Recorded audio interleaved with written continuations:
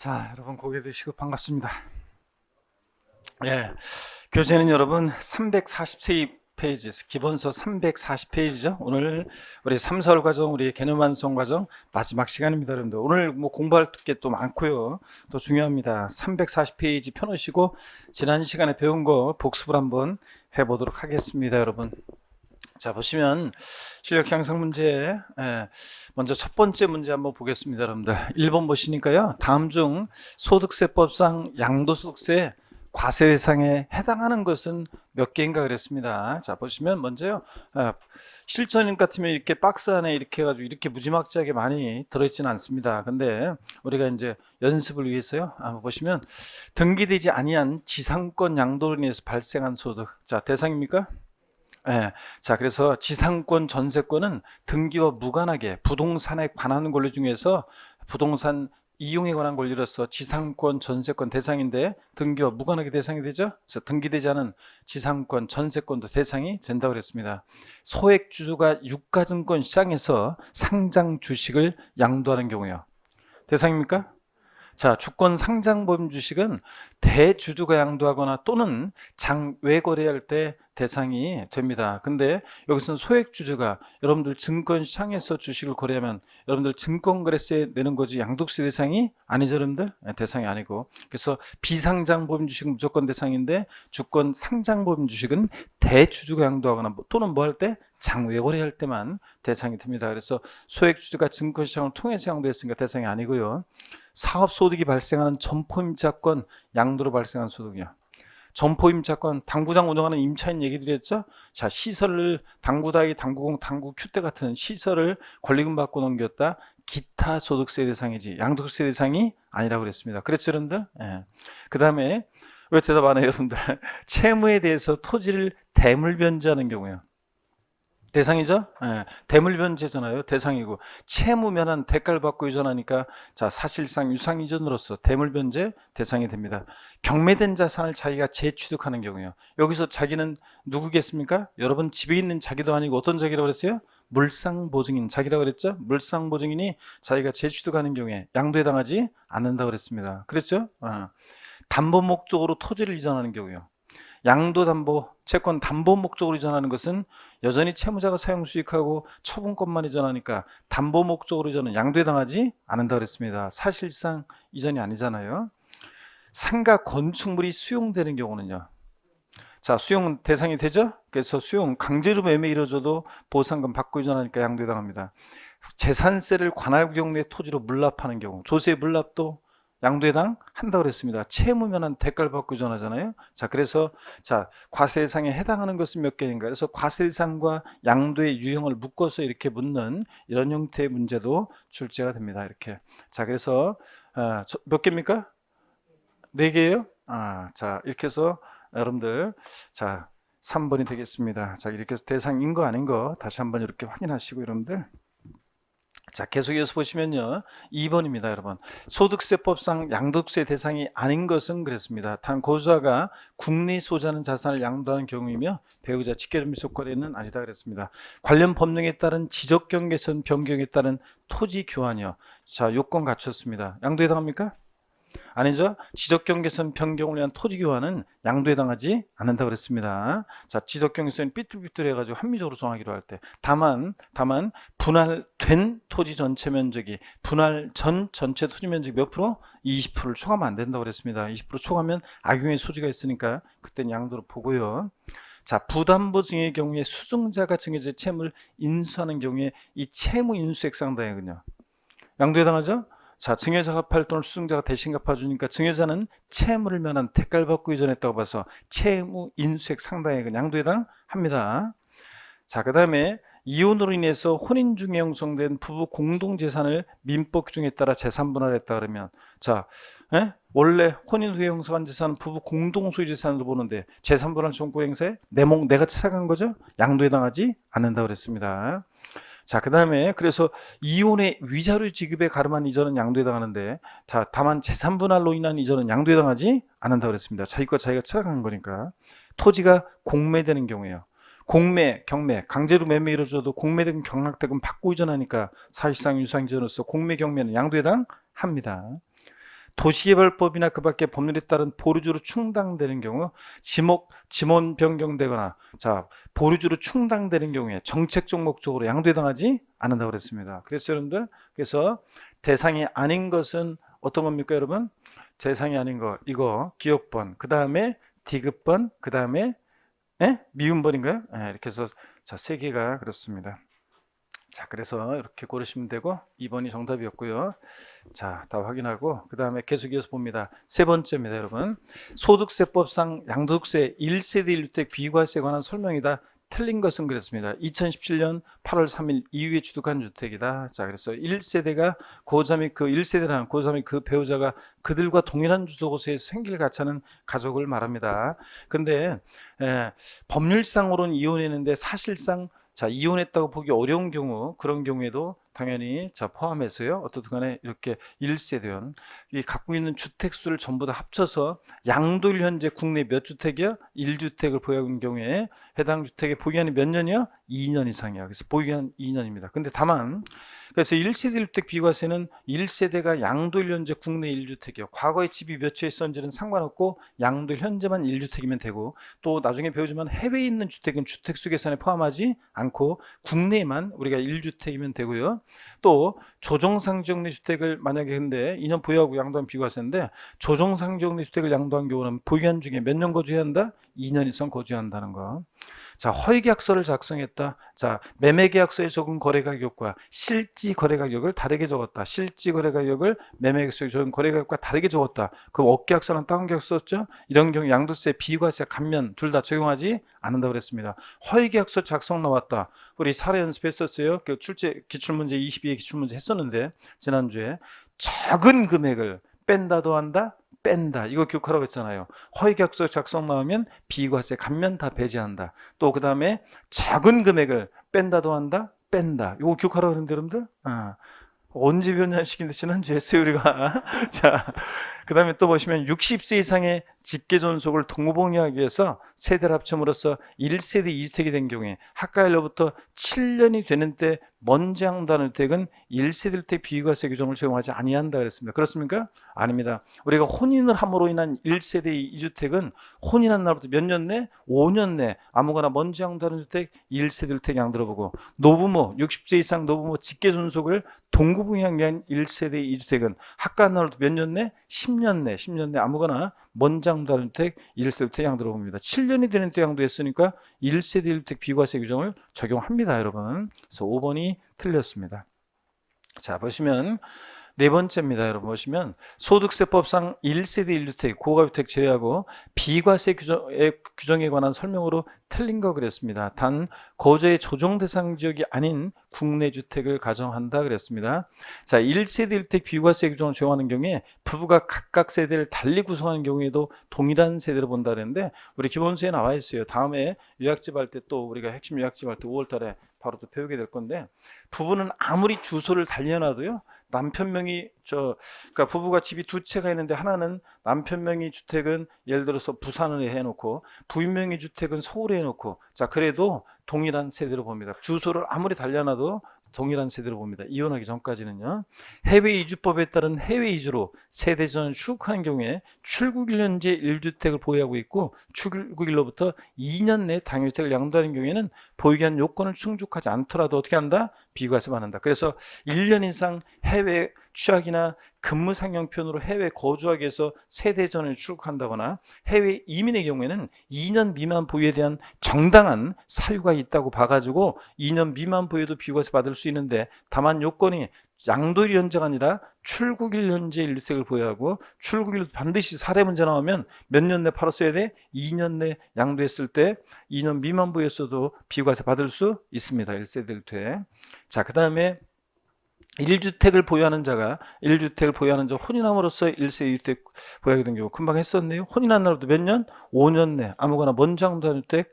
자, 보유기한 요건 1세 주택 양도를 보는데 그 먼저 주택이 보유기한이 4년이니까 비과세한다. 일단 맞습니다. 다른 조건은 고려하지 않는다는 조건 전자에서요. 자, 지적재주소에 관한 특별법 규정에 따른 경기 확정으로 지적공상 면적이 증가돼서 지급받은 조정금은 비과세한다. 맞습니까, 여러분?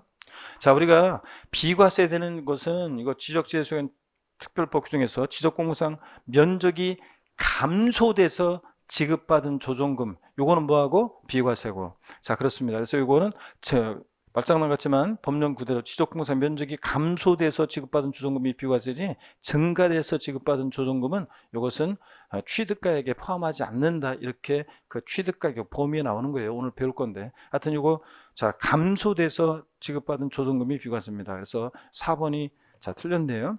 5번 보면 양도일제 공공주택특별법에 의한 공공건설임대주택이라든가 이 건설임대주택이요. 1주택만 보유하는 1세대가 당해 건설임대주택, 여기 보세요. 취득이 아니라 임차일로부터 당해주택의 양도일까지 거주기간이 몇 년이요? 5년 이상이면, 세대 전에 거주한 기간 5년이면 이상이면 보유기간 2년 미만 부였어도, 취득일로부터 양도일까지 2년 미만 부였어도 비과세 받을 수 있습니다. 건설임대주택 등내 임차일로부터 양도일까지 거주기간 몇 년? 5년 이상일 때. 그러면 2년 미만 부에도 비과세 받을 수 있습니다. 자, 이렇게 해서 4번이 정답이었습니다. 자, 지적 재수에 관한 특별법 중에 따라 지적 공무상 면적이 감소돼서 지급받은 조정금이 뭐라고요? 비과세입니다. 이거.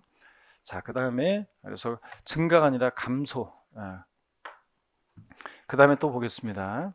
5번에 보면 소득세법상 양도세, 양도 및 취득 시기에 대한 설명 옳은 거 그랬습니다. 자산의 일반적인 취득 및 양도 시기는 사실상 대금 청산일로 한다. 자, 그렇죠. 계약서와는 상관없고 실제로 잔금의 전부를 주고받은 날. 이 경우 이 대금 청산일의 대금에는 해당 자산의 양도에 대한 양도소득세 및 부가세액을, 원래 양도자가 내야 되는 양도세를 양수자가 부담하기로 약정한 경우에 해당 양도소득세 및 양도세 부가세액은 이 대금 청산일에 이 대금에 포함한다, 제외한다? 제외한다 그랬습니다. 포함한다 틀렸습니다.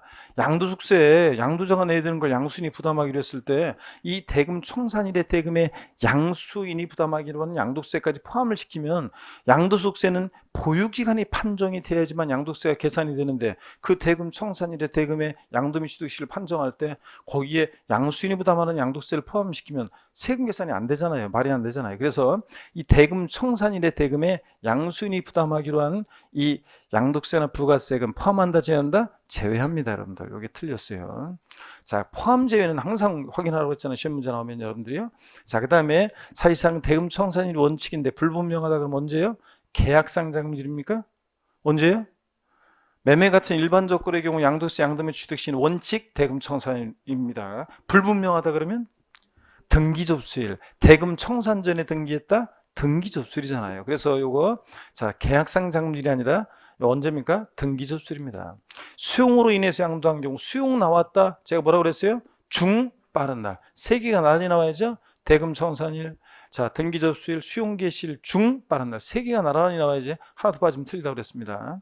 자, 4번 봅니다. 대금을 청산하기 전에 소유권 이전 등기한 경우에도 사실상 대금 청산일을 취득 및 양도시로 한다. 그렇습니까, 여러분? 대금 청산일 원칙인데 전에 등기했다 그러면 언제라고요? 등기 접수일이지. 등기 접수일이지. 장기할 부조건 매매하는 경우에 매매 할부금 지급된 날을 취득 및 양도시로 한다. 자, 장기할 부조건 매매 나왔다. 중 빠른 날입니다. 중 빠른 날. 그래서 이것도 뭐 매회 할부금 지급하는 날, 각 할부금 지급하는 날 아닙니다, 여러분들. 자, 그래서 정답은 몇 번입니까, 여러분? 3번 수용이요. 중 빠른 날. 세 개 나란히 나와서 중 빠른 날. 옳은 거 옳은 문제니까 3번이네요. 네. 자, 이렇게 해서 여러분들 보시면 됩니다. 3번이고. 자, 그래서 오늘 시 지난번에 너에게 이거 읽어드렸었잖아요. 지난번에 안 읽어드렸나요? 예? 읽어드렸었죠? 이거 한번 읽어드렸었고. 좋습니다. 자, 그러면 됐고요, 여러분들. 교재는 340페이지를 펴니다, 여러분들. 340페이지를 펴시고요. 한번 보겠습니다. 340페이지 펴시고.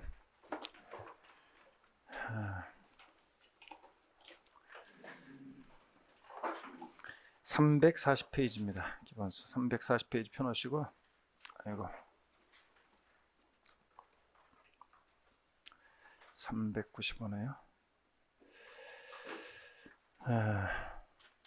좋습니다.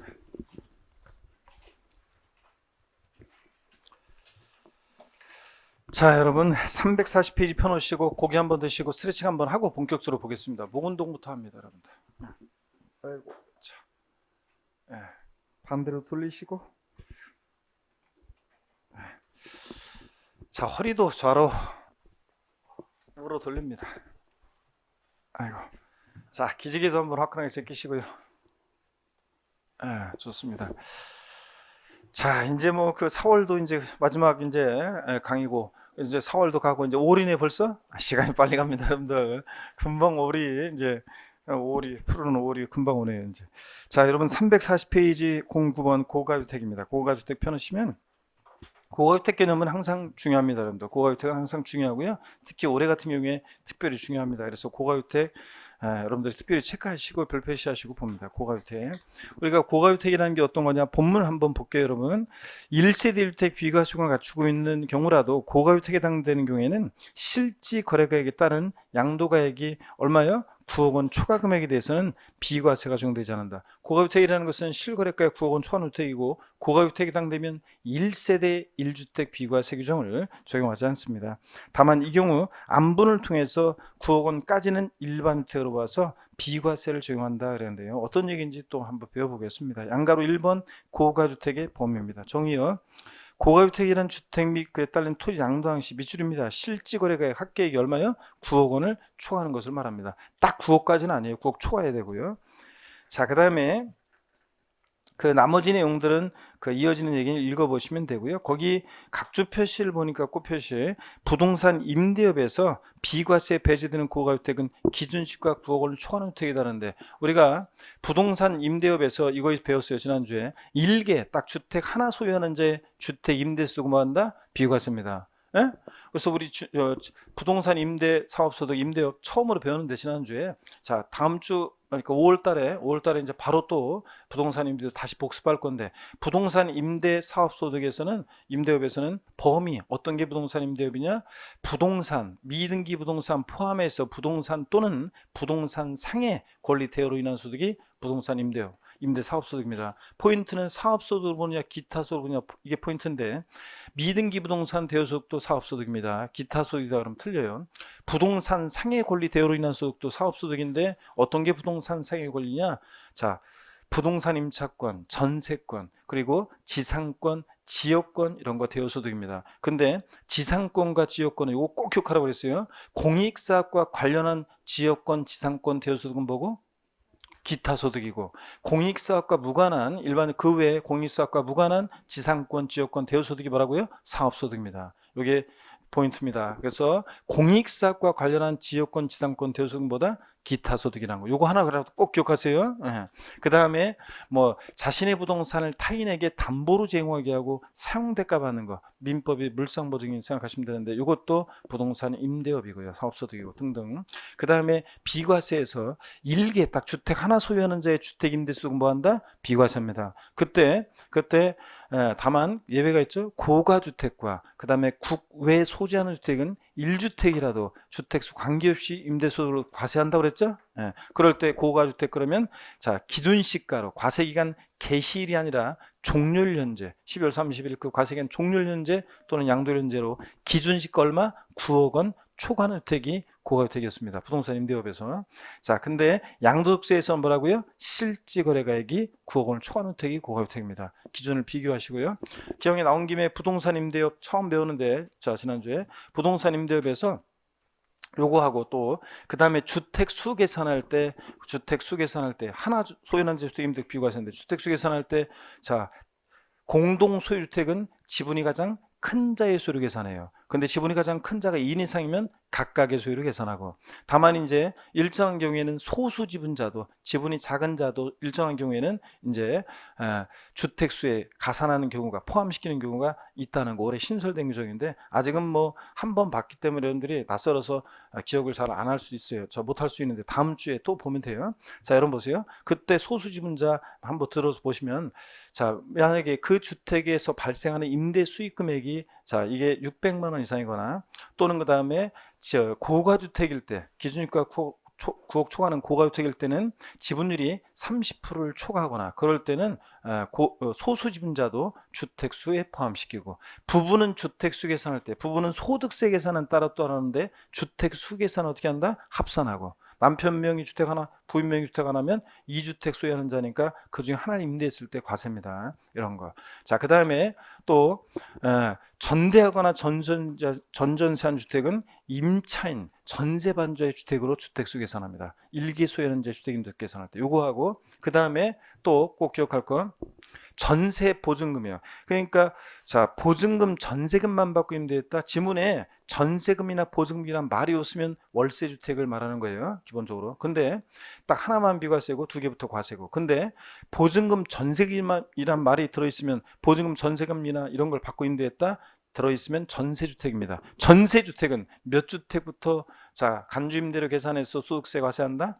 3주택 이상이면서.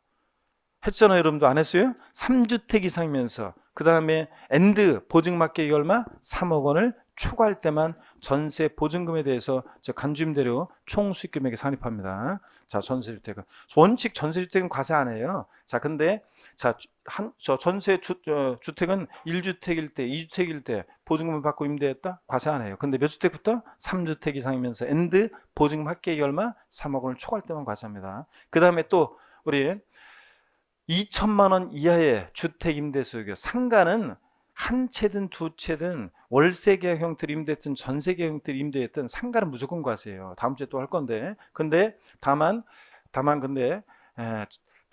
주택 임대 소득이요. 2천만 원 이하일 때는 이제 분리과세 하는 것과 그 다음에 종합과세, 다른 소득에 합산해서 과세하는 종합과세 방식과 선택할 수 있는데, 다만 분리과세할 때 주택 임대 소득에 대한 세액 산출을 어떻게 하느냐.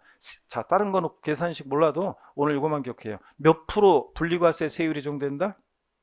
분리과세 시 주택 임대 소득 2천만 원 주택 임대 소득에 대한 분리과세 시 소득세 세율은 몇 프로다? 14%입니다. 14%. 예? 14%. 계산식은 모르더라도 분리과세할 때 소득세 세율은 몇 프로다? 14%다. 2천만 원의 주택 임대소득이요. 자, 그러면 다시요. 관련해 가지고 복습 한번 해봤는데, 임대소득 요것만 꼭 기억하면 돼요. 잘 모르겠으면 이 중에서 두 가지만이라도 기억해. 자, 오늘 지난주 배운 것 중에서 지상권이나 전세권이요, 대여소득, 사업소득인데, 다만 공익사업과 관련한 지역권 지상권 대여소득은 뭐다? 기타소득이다. 그 다음에 분리과세 시 소득세 세율은 몇 프로다? 14%. 이거라도 기억합니다. 자, 그러면 어떠간에 고가주택 부동산 임대비생 기준시가 9억 원 초과주택이라는 거고요. 자, 계속 이어서 봅니다. 양도세에서는 실거래가의 9억 원 초과주택입니다. 실제 양도한 가액이. 그 다음에 동그라미 2번 같은 거 한번 보겠습니다. 겸용주택의 1세대 1택 판정 시 주택의 연면적이 주택 외 연면적보다 커서 전부를 주택으로 보는 경우, 부등호 주택이 클 때만 전부 주택, 주택면적이 커서 전부 주택으로 볼 때는 주택 외의 부분을 포함한 전체 실거래가액을 가지고 고가주택 여부를 판정한다, 이런 얘기입니다. 여러분 보세요. 자, 여기 보세요. 요건 어떤 거냐면 이런 거예요. 만약에 겸용주택이 있는데, 주택 이해 면적이 있는데, 주택 면적이 60제곱미터, 주택 이해 면적이 40제곱미터입니다. 근데 이 주택 면적의 가격이 예를 들어서 이게 7억입니다. 그 다음에 주택 이해 면적의 가격이 예를 들어서 4억입니다. 그러면 얘가 고가주택이냐를 판정할 때 주택 면적이 주택 이해 면적보다 크잖아요. 그러면 뭐라고 그랬어요? 그러면 전부주택이죠. 부등호 주택이 클 때만 전부주택. 자, 그래서 주택면이 크니까 전부주택입니다. 그럼 100제곱미터 이렇게 전부주택으로 볼 때, 이럴 때 이게 고가주택이냐를 판정할 때는 주택으로 보는 부분의 가격도 어떻게 한다? 포함해서 판단합니다. 그러니까 얼마예요? 11억. 그래서 얘는 고가주택 됩니다. 자, 이렇게 한다나 그런 얘기 한번 이해하시면 되고요. 그 다음에 동그라미 3번도 한번 읽어보시면 됩니다. 단독주택으로 보는 다가구택의 경우에도 전체를 하나의 주택으로 봐 고가주택을 판정한다, 읽어보시고요. 341페이지입니다. 양가로 2번이요. 고가주택 및 조합원 입주권에 대한 양도차익 계산. 그래서요, 올해부터는 있잖아요. 고가의 조합원 입주권, 비과세 배제되는 고가의 조합원 입주권도 양도했을 때 양도차익 계산할 때 얘도 고가주택처럼 이렇게 안분 계산한다, 그런 얘기입니다. 그래서 이게 올해 2020년 개정세법이에요. 조합원 입주권이 자, 고가주택에 대한 양도차익 계산과 똑같이 한다는 게 이게 올해 추가가 됐어요. 그래서 한번 볼게요. 본문 양가로 2번 두 번째 줄. 양도소득세가 과세되는 고가주택 및 양도세 비과세 대상에서 제외되는 조합원 입주권에 해당하는 자산의 양도차익 및 장기 보유특별공제 계산은 안분해서 다음과 같이 계산합니다. 동그라미 1번 보니까 고가주택에 해당하는 자산에 적용할 양도차익 계산이요. 자, 어떻게 계산하냐? 전체에 대한 양도차익 곱하기 양도가액분의 양도가액 마이너스 9억 원 이렇게 되어 있습니다. 여기 어떤 얘기인지 한번 볼게요, 여러분들. 여기 어떤 얘기인지 한번 보겠습니다. 요 계산식의 의미가 어떤 건지 한번 볼게요, 여러분들. 자, 이런 얘기입니다, 여러분. 오늘 고가주택에서는 일단 기준하고 그 다음에 요게 이제 중요해요. 자, 여기 보세요. 1세대 1택 비과세권을 충족한 경우에도 비과세를 배제합니다. 고가주택이면. 근데 다만 고가주택 및 고가의 조합원 입주권의 실제 양도가액 9억 원 초과 부분에 대해서는 비과세권을 갖춰도 과세를 해요. 근데 문제는 9억까지는 고가주택이 아니기 때문에 안분해서 이제 비과세는 부분을 빼준다는 건데 한번 보세요. 이런 얘기입니다. 자, 1세대 1주택이 있어요. 어떤 1세대 1주택이 있는데 이게 1세대 1주택 비과세권을 갖췄다고 하겠습니다. 예를 들어서 5년을 보유했어요. 5년을 보유했고요. 그 다음에 비과세 요건을 갖췄다고 하겠습니다. 자, 그 다음에 거주 요건이라든가 이런 거 따지지 않고요. 그 다음에 실지 양도한 가액이 양도가액이 여기 예를 들어서 10억 원입니다. 자, 그러면 별다른 말이 없어도 비과세 요건을 갖춘 1세대 주택이 있고 실지 양도한 가액이 10억이다. 그러면 고가주택이란 말이 없어도 얘는 뭐예요? 고가주택입니다. 실거래가액 9억을 초과했으니까 얘는 다른 말이 없어도 고가주택입니다.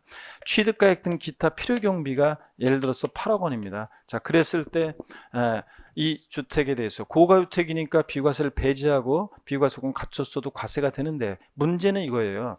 실거래가액 9억 원을 기준으로 했을 때 있잖아요. 9억 원 초과하는 게 고가주택이잖아요. 자, 그랬을 때 9억 초과하는 부분에 대해서 고가주택은 과세를 합니다.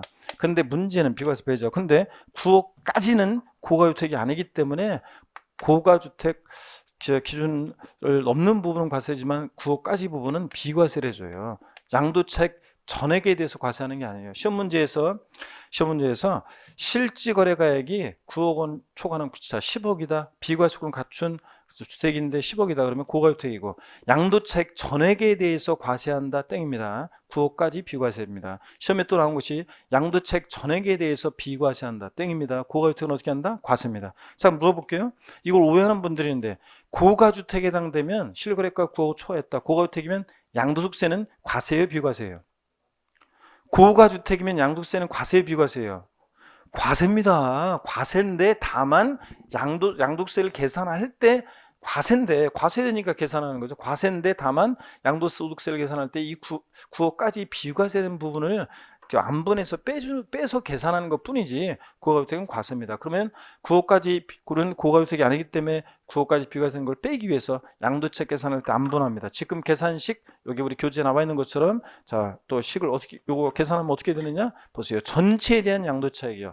전체 양도차익 이 전체에 대한 양도차익이요. 10억에서 8억 빼면 얼마예요? 2억. 전체 양도차익 곱하기 양도가액이요. 분의 10억이죠. 양도가액 분의 양도가액 마이너스 얼마? 9억 원 이렇게 합니다. 자, 그래서 1이니까 2억의 10분의 1이니까 얼마입니까? 2천만 원. 이렇게 해서 우리가 양도차익을 계산합니다. 고가주택의 양도차익이요. 그리고서 이제 여기서 이제 안분해서 이제 장기보유특별공제액도 일반적인 장기보유특별공제액 곱하기 양도가액분의 양도가액 9억 원 이렇게 안분 계산하는 건데 사실은 그렇게 복잡하게 안분 계산 또 할 필요 없어요. 요거를 그 시범을 보여주세요. 이렇게 제가 이제 예를 들면 이걸 간단하게 할 수 있는 장기보유특별공제액도 간단하게 구할 수 있는 방법을 알려드렸는데 꼭 일반적인 장기보유특별공제액 구해가지고요. 원래는 일반적인 장기보유특별공제액 곱하기 양도가액분의 양도가액 9억 원 이렇게 하면 되는 건데 교재공이 나왔다시피 이렇게 하면 되는 건데 이렇게 할 필요가 없어요. 예를 들자면 그렇게 하지 않아도 보세요. 안분해서 구한 고가주택의 이 양도차익 이렇게 안분해서 구한 양도차익에다가 장기보유특별공제는 바로 안분해서 구한 이 양도차익에다가 있죠. 2천만 원. 여기다가 장기보유특별공제 공제를 곱하면 돼요. 그래서 우리가 지금 장기보유특별공제가 뭔가요? 이렇게 물어보는 분이 계시면 곤란해요. 우리가 개념 완성 과정에서 우리 장기보유특별공제가 뭔지는 지금 우리가 11월, 12월이나 1월 과정을 통해서 배웠다는 전제하에서 강의가 진행되니까 자, 양도소득세가 과세되는 1세대 1주택에 대해서는 보유 연수에다가 8%씩 공제를 정해요. 저기 5년 보유했으니까 5, 8 얼마요? 40이요. 그죠? 5, 8, 40. 그래서 장특공제 공제율은 고가주택 1세대 주택에 대해서는 보유연세 8% 적용하니까 5년 보유했으니까 5, 8, 40%입니다. 그럼 2천만에 40%니까 얼마입니까? 248 얼마야? 800만 원인가요? 이렇게 해서 우리가 장기 보유공제액을 구해요. 그래가지고 가필 차, 장, 소니까 2천에서 800 빼니까 양도소득 금액은 얼마입니까? 1200만 원. 이렇게 해가지고 우리가 양도소득세를 계산해요. 자, 그런데 한번 보세요. 그러면 장기 보유공제액이 800만 원, 제가 안분해서 구한 이 고가주택 양도차익에다 바로 보유연수에 8%씩 적용해가지고 장특공제 공제를 중에서 이렇게 구했어요. 근데 만약에 일반적인 저렇게 우리 법에 나와 있는 대로 우리 일반적인 장기 보유공제액을 구해서 한번 해볼게요. 일반적인 장기 보유공제액은 어떻게 구하냐면 이렇게 구해요. 양도 차익에다가 이쪽에도 한번 써. 일반적인 장기 보유공제액은 양도 차익에다가 어떻게 구하냐면 장기 보유공제 일반적인 장기 보유공제액은 양도 차익이요. 얼마예요? 양도 차익 얼마냐 그러면 10억에서 8억 뺀 얼마? 2억. 일반적인 장기보유공제액은 양도 차익에다가 장특공제 공제율을 곱하는데요. 자, 그러면 공제율 5년 보유수 58, 40%예요. 그죠, 여러분? 자, 그러면 여기에 일반적인 장기보유공제액 곱하기 일반적인 장기보유공제액 그래서 양도 차익의 공제를 정하니까 2억에 40%니까 얼마입니까? 248. 얼마입니까? 8천만 원. 자, 여기다가 이제 곱하기 일반적인 장기보유공제 구했어요. 그럼 여기다가 양도가액분의 양도가 마이너스 9억 원이에요. 그러면 10분의 1이고 8천만 원이 10분의 1은 얼마입니까? 800만 원. 자, 이렇게 하니까 결론이 같아야 달라요. 똑같습니다. 그래서 일반적인 장기보유공제 구한 다음에 그런 다음에 여기다 양도가액분의 양도가 9억 원 이렇게 해서 이거 구하는 거랑 바로 그냥 안분해서 구한 양도 차익에다가 여기다가 바로 장특공제 공제율 보유연세 8%씩 적용해서 바로 계산하는 거랑 결론이 똑같아 달라요? 같아요. 그러니까 제가 알려드리는데 이렇게 계산하세요. 이렇게 하면 꼭 나중에 질문하실 때 우리 인강수강 선생님들이 또 질문하실 때 그 일반적인 장기보유공제랑 저렇게 해가지고 계산하는 식도 좀 해가지고 좀 보여줘 그런 방법으로도 좀 계산해서 알려주세요. 이렇게 하는데 다 알려드렸습니다. 이제 똑같습니다. 그럼 앞으로는 제가 계산할 때 이제 어떻게 계산한다? 이렇게 계산합니다. 고가주택의 장기 보유별 공제액은 이렇게 계산합니다. 자, 이런 거라는 거 똑같습니다. 결론은. 자, 그래서 오늘은 여러분들이 이 계산을 다음에 또 우리가 또 하고 계속 할 거니까 이렇게 못해도 괜찮아요. 자, 다시 봅니다. 비과세권 충족한 고가주택에 대해서는 양도소득세 양도 계산할 때 양도차익 전체 과세하는 것도 아니고 전액 비과세하는 것도 아니고 9억까지는 비과세, 9억 초과액은 과세합니다. 그러다 보니까 안분 계산한다는 거. 자, 일반적인 우리가 양도차익에다가 양도가액분의 양도금액 수억 원 이렇게 안분 계산한다. 9억을 왜 빼주냐고요? 9억까지는 비과세니까. 이런 정도 식의 의미만 여러분들 오늘 이해하고 가시면 5, 6월부터 해가지고 계속 확실하게 이제 우리가 외우고 사례 적용할 수 있도록 해보겠습니다. 자, 오늘은 그런 거라는 거. 그래서 341페이지 동그라미 1번 고가주택에 대한 양도차익 계산 전체 양도차익 곱하기 양도액분의 양도 9억 원. 그 다음에 동그라미 2번 장기보유통제액도 이렇게 안분 전체에 대한 장기보유통제액 일반적인 곱하기 양도액분의 양도액분에서 9억 원 이렇게 안분하는 건데 바로 그냥 안분해서 구한 양도차익에다가 공제를 적용해서 구할 수도 있다. 이런 것들을 알아주시고 거기 그 T 표시를 봅니다. 예제 문제 바로 위에 있는 거 있죠? 여기 또 밑줄입니다. 고가의 조합원 입주권도 실거래가의 9억 원을 초과하는 고가주택과 동일한 방식으로 양도소 금액을 계산한다는 거 밑줄 짝입니다. 조합원 입주권도 똑같이 이렇게 안분 계산해서 구합니다. 일반적인 양도차익 곱하기 양도가액분의 양도가액 마이너스 9억 원 이렇게 안분해서 구한다는 거. 2020년 개정세법입니다. 자, 그 다음에 예제 문제는 제가 금방 풀어드리는 거하고 똑같아요. 여러분이 풀어보시면 되고요. 그 다음에 10번 다가구 주택입니다. 1세대 1주택 비과세 규정을 적용하는 경우에 다가구 주택은 한 가구가 독립하여 거주할 수 있도록 구입된 부분을 원칙 각각 하나의 주택으로 봅니다. 다만 여기 비춥니다. 해당 다가구 주택을 구입된 부분별로 양도하지 않고 하나의 매매 단위로 해서 양도할 때는 그 전체를 하나의 주택으로 봅니다, 여러분. 그래서 9가구가 거주하고 있는 다가구 주택을요 전체를 하나의 단위로 통째로 팝니다. 그러면 하나의 주택, 1주택 양도로 봐요. 그래서 비과세 받을 수 있다 없다? 있다는 얘기입니다. 자, 그리고 아까 다가구 주택은 얘가 고가주택이냐를 판정할 때 하나의 단위로 팔았을 때는 전체가 실거래가의 9억 원 초과했는지로 따지는 거고요. 이해되십니까, 여러분?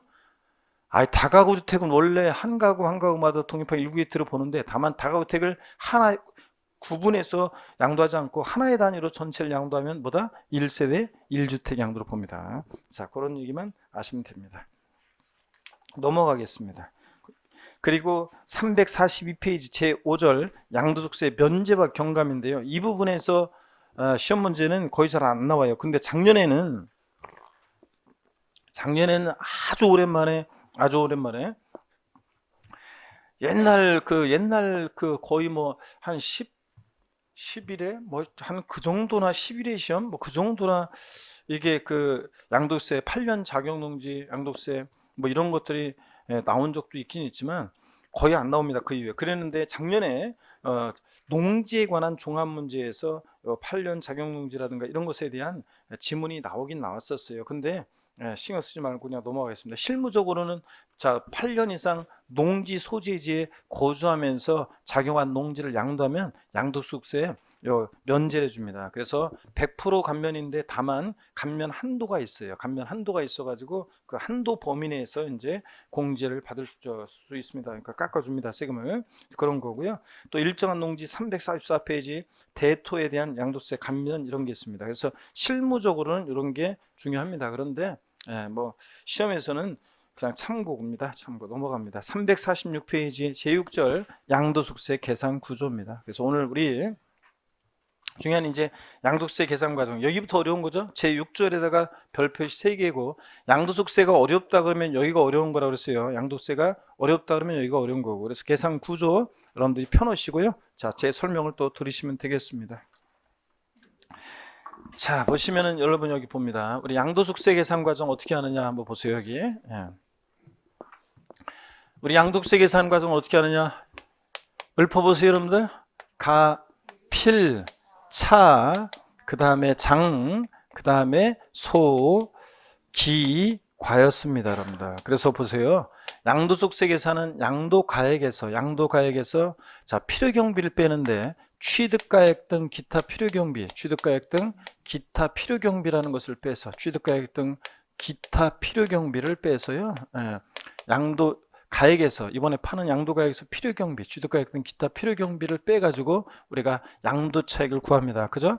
구해진 양도차익에서 장기 보유수별 공제액을 공제해서 양도소득금액을 구합니다. 우리가 양도소득금액을 구하고요. 그래서 여기 양도소득금액을 구하고 이 구해진 양도소득금액에서 양도소득 기본공제액을 공제해서 뭘 구합니까? 양도소득 과세표준금액을 구합니다. 그래서 어떻게 계산 구조를 외우시라고 했습니다. 처음에는. 그래서 우리가 어떻게 그동안 외웠었냐면 가필, 차장, 소, 기과. 가불이 필요한 버스 차장은 경리과라고 하지 말고 어디로 가라? 소기과라고 가라. 이렇게 해서 가필 앱으로 다 같이 여러분들 시작. 가필, 차장, 소, 기과 이렇게 우리가 외우었습니다. 자, 그럴 때 보시면은 양도소득세 우리 양도차익 계산할 때 보세요. 이 양도가액과 취득가액은 어떻게 적용하느냐? 실거래가를 적용하는 경우도 있고 우리가 실지 거래가액을 적용해서 계산하는 경우도 있고 국세과세 기준시가를 적용해서 계산하는 경우도 있다고 그랬잖아요. 그럴 때 우리가 배운 게 있습니다. 기초과정부터 양도차익 계산 시에 동일기준 적용 원칙이요. 양도가액과 취득가액의 동일기준 적용 원칙 그래서 이걸 배운 적이 있습니다. 동일기준 적용. 자, 동일기준을 적용해서 계산하는 게 원칙인데 어떤 거냐면 동일기준 적용 원칙 이런 거라고 그랬습니다. 양도차익 계산 시에 양도가액을 실지 거래가액에 의하면 취득가액도 뭐에 따르고 실거래가에 따르고 양도차익 계산 시에 양도가액을 기준시가에 의하면 취득가액도 뭐에 따른다? 기준시가에 따른다. 이런 걸 배웠습니다. 그렇죠 여러분들?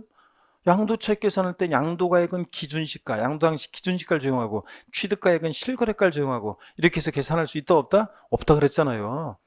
언제 배웠냐는 식인데 이건 기초과정부터 배운 거예요 여러분들. 자, 그 다음에 또 한번 보겠습니다. 오늘 거의 표정이 없으신 분들이 많으신데 곤란합니다 여러분들. 자, 그 다음에 양도차익 계산 어떻게 하느냐? 양도차익 계산은 이렇게 한다고 그랬습니다. 양도차익 계산은 이쪽에 지우고 저쪽 가서 설명드려야 되겠네요.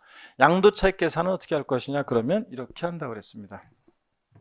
자, 여기를 지우고 한번 보겠습니다. 그러면 여기를 지우고요. 양도차익 계산할 때 요거 뭐 걱정할 필요 없어요. 계산식은 이거 다음 5월 달에 우리 5월 둘째 주 되면 또 합니다, 여러분. 그러니까 자, 여기 보시면 양도차익 계산은 어떻게 하느냐? 요거 몇 번씩 적어드렸습니다. 양도차익 계산은 원칙적으로 지금은 전면적으로 실거래가 과세가 원칙이잖아요. 그래서 실지 양도한가액, 실지 취득한가액, 실거래가를 적용해서 계산하는 게 원칙입니다. 근데 예외적으로 이 실지 거래가액이 불분명하다, 실지 거래가액이 확인이 안 된다. 자, 실거래가액이 불분명하다는 것은 어떤 경우를 말하는 거냐면, 실거래가액이 불분명하다는 것은 과세권자 입장에서는 이 실거래가액을 인정할 수 없거나 또는 이 실지 거래가액이 계약서나 증빙서류 등에 의해서 확인이 안 되는 경우라고 그랬습니다. 그렇죠? 그래서 어떤 지역에 나란히 자, 아파트가 있습니다. 101동, 101호, 102호, 103호. 예를 들어서 같은 지역에 같은 아파트 나란히 101동, 101호, 102호, 103호가 있는데 거래 신고해오기를 101호는 1억에 거래했다고 신고해오고 102호는 예를 들어서 1억 만약에 4천만 원에 거래했다고 신고해오고, 근데 103호는 죄송합니다. 1억 200만 원이에요. 1억 200만 원에 거래했다고 신고해오고, 그 다음에 103호는 근데 예를 들어서 1억 뭐 4천만 원에 거래했다고 신고해옵니다. 아이고, 너무 높으면 안 되겠구나. 죄송합니다. 그냥 4천만 원에 거래했다고 신고해옵니다. 자, 그래서 이렇게 신고해왔다. 그러면 과세당국 입장에서는 이 동네 시세가 있는데 103호 4천만 원 인정할 수 없겠죠? 계약서 갖고 봐라. 네가 진짜 반값 아파트로 거래했는지. 그랬더니 주머니만 뒤지면서 오다가 계약서 잃어버린 것 같다는 등 확인이 안 됩니다. 자, 실지 양도가액과 취득가액이 계약서나 증빙서류 등에서 확인이 안 된다. 그럼 어떻게 할 것이냐? 양도세 계산할 때 이거로 계산할 수 없잖아요. 그래서 추계 방법으로 추계해서 양도가액과 실지 양도가액과 취득가액을 정하게 되는데, 어떻게 추계해서 정하느냐? 이 추계 하는 적용을 알고 있는지를 시험에서 여러 번 물어봤다고 그랬잖아요. 자, 어떻게 추계해서 양도가액과 취득가액을 정하느냐? 먼저 매매 사례가액을 적용한다고 그랬습니다. 매매 사례가액이 뭐냐는 교재 다 있고요. 이 자산의 양도일 또는 취득일 전후로 해서 몇 개월이야? 3개월 내에 이 자산의 양도와 동일성, 유사성 있는 거래가액을 참작합니다. 보세요. 103호 이 자산 양도일 전후로 해서 101호 1억, 102호 1억 200, 너도 적어도 1억에 걸었을 것이다. 이런 식으로 매매 사례가액을 적용하고요. 요거 적용할 수 없다 그러면 감정가액의 평균액을 적용하는데 교재 다 있습니다. 이 자산 양도일 또는 취득일 전후로 해서 3개월 내에 2개 이상의 공신력 있는 감정기간에 감정가액의 평균액이 있으면 그 감정가의 평균액을 적용합니다. 요걸 적용할 수 없으면 환산취득가액이라고 해서 환산취득가액이라는 것을 적용하기도 하는데, 환산취득가액, 이 환산취득가액은 무조건 적용할 수 있는 게 아니라 매매사례가액이나 감정가액 없을 때만 적용합니다. 순차적으로 적용하기, 이게 순서 바뀌면 틀려요. 매매사례가액, 감정가액, 환산가액 순차로 적용하게 되는데, 이럴 때 이 환산취득가액은 어느 때 적용하는 거냐? 환산취득가액은 어느 때 적용한다고 그동안 우리가 배워왔어요, 여러분들? 이것은 예전에 취득 당시에 실지 거래가액 등이 불분명할 때 하는 거라고 했습니다. 취득 당시에 실거래가액이 불분명할 때. 그래서 지금은 뭐 계약서를 잃어버려 가지고 뭐 다 취득가액을 모르겠는데요. 2년 전에 취득했는데요. 계약서 잃어버려가지고 실지 취득가액 모르겠는데, 이런 게 안 되는 게 지금은 전면적으로 실거래가 과세가 도입돼서 실거래가 신고해야 되고요. 실거래가 신고하면 과태료 제재도 받잖아요. 실거래가 신고해야 되고, 그게 또 국토교통부에 다 입력이 되고, 또 국세청에 통보돼서 또 전산 입력되고 다 그렇습니다. 그러니까 계약서 잃어버렸다고 해서 실거래가액 모르겠다 이런 게 잘 안 되는데, 근데 예전에 1990년도에 제가 부동산을 샀는데, 그 당시에 부동산을 판 사람은 양도세 신고할 때 기준시가로 양도세 신고하는 게 원칙이어서 기준시가로 양도세 신고했고, 저는 그 당시에 취득세를 시가표준액으로 신고하는 게 관행이어서 시가표준액으로 공시가격으로 취득세를 신고했어요. 그러다 보니까 지금 이번에 팔면서 실지 양도한 가격은 있는데 계약서 잃어버려다 보니까 확인이 안 되잖아요. 계약서 없다 보니까 실지 취득가액이 확인이 안 됩니다. 자, 그럴 때는 어떻게 할 것이냐? 취득가액을 환산해서 구하는데요. 환산 취득가액은 이렇게 구합니다. 여러분 보세요. 환산 취득가액은 어떻게 구하냐 그러면, 이번에 파는 양도 당시의 실지 거래가액이요. 자, 여기다가 이번에 파는 양도 당시의 기준시가분의 취득 당시 기준시가를 곱해서 구합니다. 이번에 파는 실제 양도한 가액이 예를 들어서 3억이다.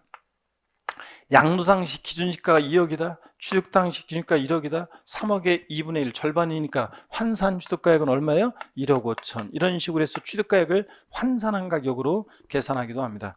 또는 원래 매감환을 적용하는 게 원칙인데 또는 그 기회적으로 이제 기준시가를 또 적용하는 경우도 있습니다. 자, 이렇게 해서 어떤 경우에 추계해서 양도가액과 취득가액을 정하느냐? 실거래가액이 불분명해서 확인이 안 되거나 이럴 때 실제 양도가액과 취득가액은 추계해서 정한다. 어떻게 해요? 매, 감, 환, 기 순서로 이렇게 매감한 또는 기준시가로 추계해서 정하게 됩니다.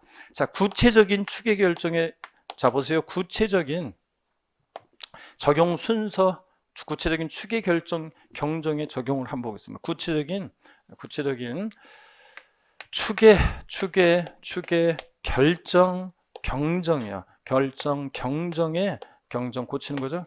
결정 경정 어떻게 하느냐 한번 보겠습니다. 콕 집어서 시험했어요. 제가 이것은 양도가액 또는 취득가액이 계약서나 증빙서류 등에서 확인이 안 된다 이거고, 이거는 보세요. 콕 집어서 양도가액이 불분명할 때 양도가액은 어떻게 추계해서 정해지느냐, 추계 결정 경정하느냐 물어보면 매, 감, 기 순서입니다. 자, 이렇게 머리 글자를 따서 매매사례가액, 감정가액, 기준시가를 순차로 적용합니다. 순서 바뀌면 틀려요. 근데 콕 집어서 시험에서 취득가액이 불분명할 때 취득가액은 어떻게 추계 결정 경정하냐고 물어보면 매, 감, 환, 기 순서로 추계 결정 경정합니다. 여기 보세요. 차이점. 이 환산 취득가액은 어느 때 적용하는 거냐? 자, 시험에서 나왔던 게 환산 취득가액은 양도가액을 추계할 때 적용하는 것이지 취득가액을 추계할 때 적용하는 것이 아니다. O, X요. X입니다. 반대로 제가 바꿨죠? 환산 취득가액은 취득가액을 추계할 때 적용하는 것이지 양도가액을 추계할 때 적용하는 것이 아닙니다. 자, 그리고 이 적용 순서를 알고 있는지를 여러 번 물어봤습니다. 요걸 취득가액이 확인 안 될 때는 매매사례가액, 환산가액, 감정가액을 순차로 적용한다. 이렇게 순서를 바꾸거나 요 두 개를 바꾸어서 물어보기도 하고, 그러니까 취득가액이 최근에 나왔던 게 취득가액이 확인되지 않을 때 취득가액은 매매사례가액, 감정가액, 기준시가를 순차로 적용한다. 매감기를 순차로 적용한다. 아니죠, 여러분들? 왜 틀렸어요? 환산주가액 빠져서 틀리게 만들어 놓기도 하고. 그래서 이렇게 요거 하려고 했는데 시험에서 여러 번 물어봤습니다. 다시 여러분들이요. 양도가액과 취득가액이 확인되지 않을 때 추계해서 양도가액과 취득가액을 정하게 되는데, 그럴 때 콕 집어서 시험에서 양도 당시 실지거래가액이 계약서나 증빙서류 등에서 확인 안 될 때 양도가액은 어떻게 추계, 결정, 경정하냐고 물어보면 양도가액은 어떻게 해요? 매, 감, 기 순서고, 콕 집어서 취득가액이 계약서나 증빙서류 등에서 확인이 안 될 때 어떻게 취득가액은 추계, 결정, 경정하냐고 물어보면 매, 감, 환, 기 순서라는 거. 요거 반드시 알아둡니다. 자, 그러면 됐고 교재를 보도록 하겠습니다, 여러분들. 자, 교재를 보시는데요. 그 346페이지는 제가 지금 다 소개해 드렸습니다. 계산식 거기 나와 있습니다. 그래서 계산식 나와 있는 거고, 여기를 한번 보세요. 화면을. 자, 양도속세 계산할 때, 양도책 계산할 때 양도가액 원칙 실거래가를 적용하는 게 원칙인데, 자, 확인되지 않으면 양도가액은 추계해서 정하는데 어떻게 추계 결정해서 정한다? 매, 감, 기 순서고, 취득가액 원칙 실거래가를 적용하는 건데 확인이 안 될 때 취득가액은 매, 감, 환, 기를 적용해서 취득가액을 추계 결정 경정할 수 있다는 거. 자, 요 얘기는 이따가 설명을 좀 드리고요. 자, 한번 보겠습니다.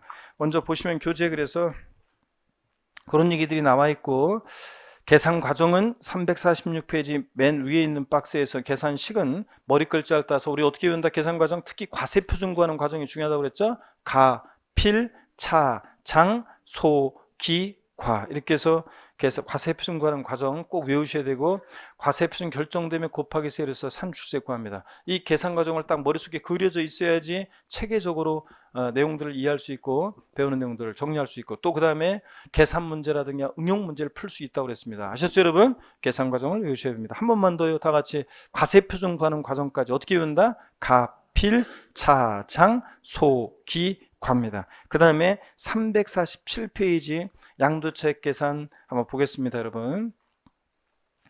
양도차익 계산입니다. 먼저 양가로 1번 보겠습니다. 동그라미 1번 양도가액과 취득가액의 동일기준 적용이요. 양도차익을 계산할 때 양도가액을 실지거래가액, 매매사례가액, 감정가액이 적용될 때는 그 매매사례 감정가액 포함해서에 따를 때는, 자, 밑줄은 가로 생략하고 일단 밑줄입니다. 양도차익 계산할 때 양도가액을 실거래가액에 따를 때는 그 줄 끝에 하나 내려와서 취득가액도 실지거래가액 밑줄이고요. 매매사례 감정가액 환산 취득가액 적용될 때는 그 매매사례 감정가액 환산 취득가액 포함해서요. 에 따르고 밑줄이요. 양도가액을 기준시가에 따를 때는 취득가액도 뭐에 따른다? 기준시가에 따른다 밑줄이요. 이게 양도차익 계산 시 양도가액과 취득가액 동일 기준 적용 원칙이고, 일괄 취득 양도는 기준시가로 고려해서 안 분한다는 거 읽어보시면 되고요. 양가로 2번 봅니다. 양도가액과 취득가액의 산정입니다. 원칙이요. 양도소득세가 과세되는 자산의 양도가액 또는 취득가액은 그 자산의 양도 또는 취득 당시 양도자와 양수자 간의 실제로 거래한 가액에 따릅니다. 동그라미 2번, 그게 원칙이죠. 실거래가로. 근데 실지거래가액이 불분명한 경우 추계주사 결정 경정이요. 기억번 추계사유. 양도가액 취득가액을 실거래가에 따라 정하는 경우로서 다음의 사유로 그 밖에 증명 서류에서 해당 자산의 밑줄은 여기죠.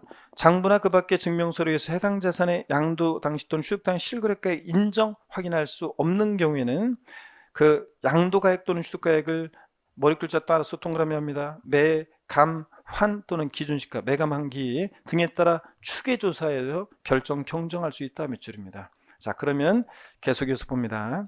추계결정 경정의 사유는 여러분이 읽어보시는 거고요. 추계결정 경정의 사유는 여러분이 읽어보시는 거고 넘어갑니다. 348페이지 봅니다. 추계적용 순서입니다. 양도가액 또는 취득가액을 추계결정 경정하는 경우에 다음의 방법을 순차로 차례로요 적용하여 그 줄 끝에 산정한 가액에 의한다. 자, 다만 매매사례가액 감정가액이 특수관계인과의 거래에 따른 가액 등으로서 객관적으로 부당하다고 인정되면 당연히 저 가액을 적용하지 아니한다. 당연한 얘기고요. 이 표에 별표시죠? 그래서 별표시가 돼 있어야 되는데 별표시 하시고, 콕 집어서 양도가액 불명할 때 어떻게 양도가액 추계 결정 경정하느냐? 매, 감, 기 순서고 머리 글자를 따서 외우시고, 콕 집어서 취득가액이 자 계약서는 증빙서류 등에서 확인이 안 된다. 어떻게 추계결정 경정한다? 매, 감, 환, 기를 순차적으로 적용합니다. 순서 바뀌면 틀리고요, 여러분들. 자, 그래서 예제 문제 여러분 20회 문제 여러분이 풀어보시고요. 자, 그 다음에 핵심 거기 보니까 348페이지에 핵심의 추계결정의 가액이 나와 있습니다. 매매사례가액이라는 게 뭐냐?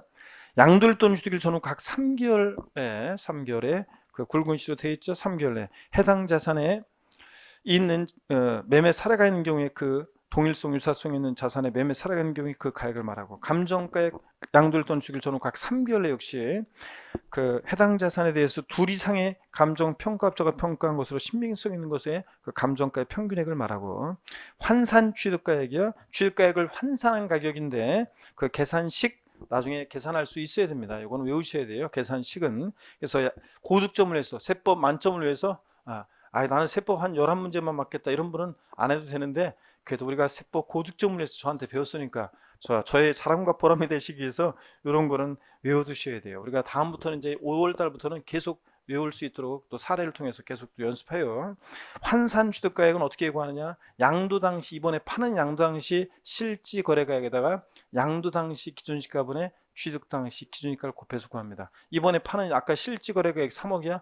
양도 당시 기준시가 2억, 취득 당시 기준시가 1억. 그러면 3억의 2분의 1이니까 절반 1억 5천, 이런 식으로 계산합니다.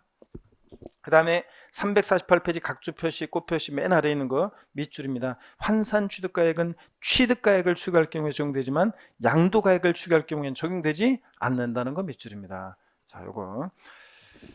그 다음에 349페이지 참고 있잖아요. 환산 취득가액 적용에 따른 가산세 요거 별표시합니다. 자, 요게 개정이 돼 가지고요. 요게 올해 개정이 됐어요. 개정이 되는데, 그래서 감정가액이 조금 여기 보니까 빠져 있어요. 그래서 요 내용이 어떤 거냐면 요거 개정세법. 자, 요거 개정세법 보겠습니다. 이게 이 내용이에요. 자, 우리가 요약집에는 이제 제대로 돼서 나와요. 자, 그래서 감정가액 또는 환산 취득가액 적용에 따른 가산세, 여기 어떤 거냐? 그러면요, 시간이 많이 됐네요, 여러분들. 그러면 요거 중간에 끊으면 좀 애매하기 때문에 시간이 좀 됐지만 요거 마저 좀 보고요.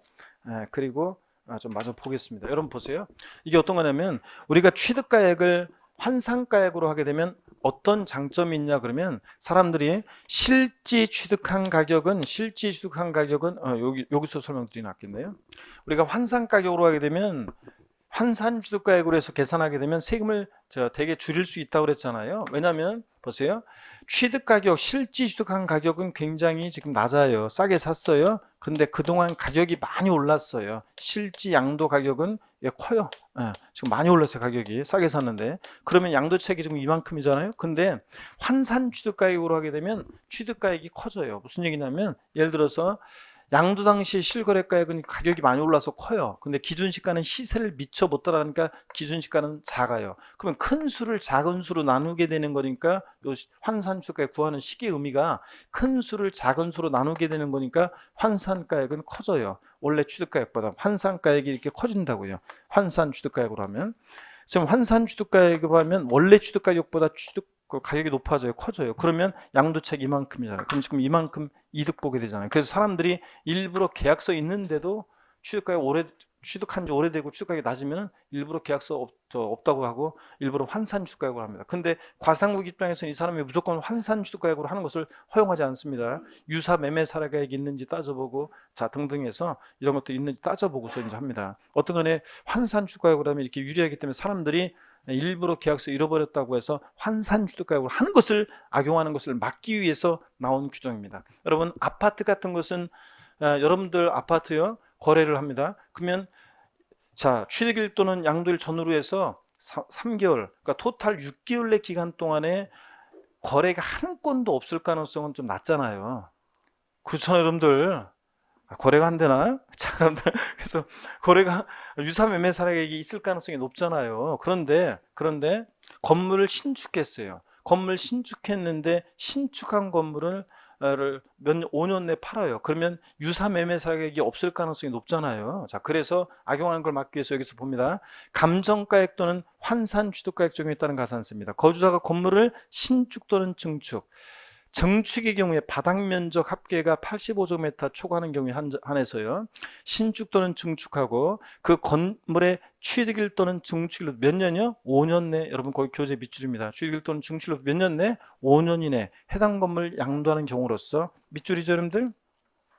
거기 굵은 글씨로 제가 다 해놨잖아요. 거기 밑줄 그으면 다시 취득 또는 증축일로부터 몇 년 내? 5년 내 해당 건물 양도하는 경우로서 밑줄이고 자 여기 이 내용이 빠졌어요. 환산 취득가액 앞에 감정가액이란 말이 빠져 있어요. 감정가액 또는 환산 취득가액을 그 취득가액으로 할 때는 악용의 소지가 있기 때문에 해당 건물 감정가액, 증축의 경우는 증축한 부분에 한정해서 또는 환산 취득가액, 증축의 경우에는 그 증축한 부분에 한정해서 100분의 5 여기까지 쫙 밑줄입니다. 해당 건물에 감정가액이 없으면 감정가액이 원래 들어가야 되는데 없으면 그냥 내비두세요. 왜냐하면 요약집에서는 이거 집어넣었으니까. 해당 건물 감정가액 또는 환산 취득가액 몇 프로 가산세가 적용되냐면 5%에 해당 금액을 결정세 더한다는 것은 5% 가산세를 적용한다는 얘기입니다.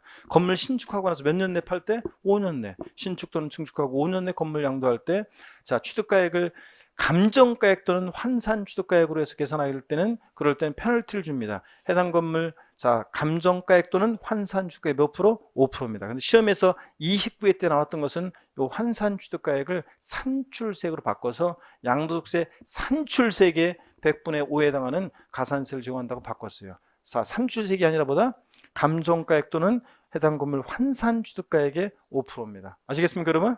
이걸 꼭 기억합니다.